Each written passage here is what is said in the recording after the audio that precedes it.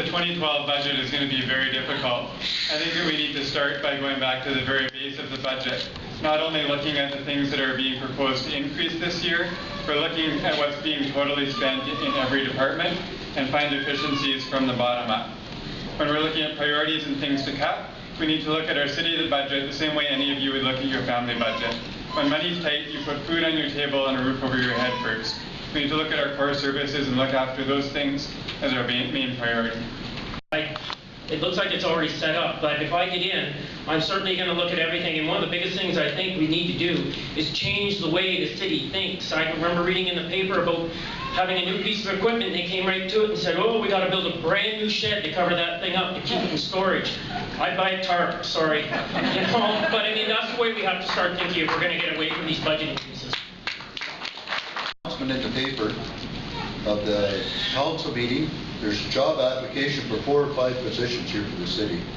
I think there should be a hiring freeze.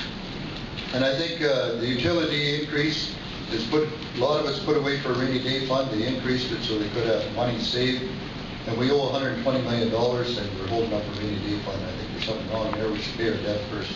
Thank you. I'm on the Finance and Audit Committee over the last 3 years. Certainly it's important to always keep your eye on the ball for keeping the costs down. But the British solution isn't the one to go for. The central government said you've got a 30% decrease, deal with it. So they had to shut down libraries, swimming pools. That's how they dealt with it. On top of looking at bringing things down, you got to bring up the revenues as well. The district energy system is a great example.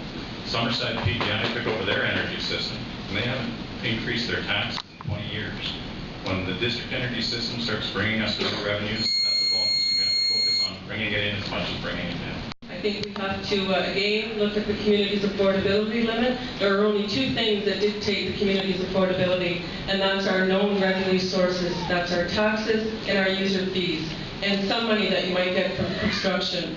Where I would cut services is I would not keep borrowing money and increasing the debt load on top of increasing taxes. I think I would start there. I've asked for a comprehensive long-term debt reduction strategy to come for council, and that's coming soon.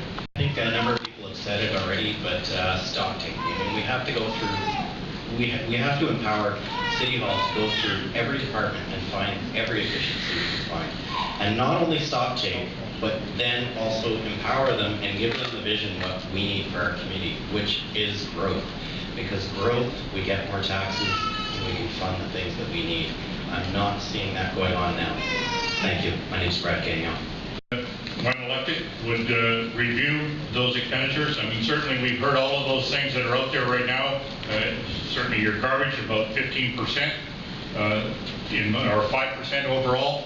In my view, that is unacceptable. Nobody that I work with has picked up those kind of increases in their livelihood. So I think that we have to review what we got in front of us and reallocate it. Turner, and one of the first things that I think that the new mayor and council needs to do is to set a strategic vision for the full 3 years of their term.